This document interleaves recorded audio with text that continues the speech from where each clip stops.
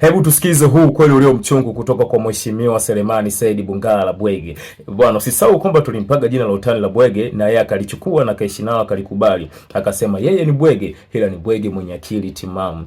Mimi ushahidi nao kwamba polisi wa Jamhuri ya Muungano wa Tanzania walimuua Ismail Bweta katika msikiti Chumo. Mheshimiwa Bungala, huko kwenye shughuli yako ya kuchonganisha ili watu wagombane huko. Mimi nanukuu ya jana.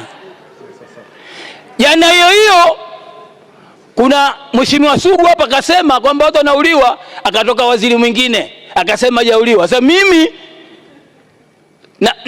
na ushahidi kwamba polisi wa Tanzania wameua watu wangu Kilwa ndani ya msikiti. Na yule Mheshimiwa waziri wa mambo ya ndani alisema kwamba kama kuna ushahidi atoe. Mimi ushahidi nao kwamba polisi wa Jamhuri ya Muungano wa Tanzania walimuua Ismail Bweta katika msikiti Chumo.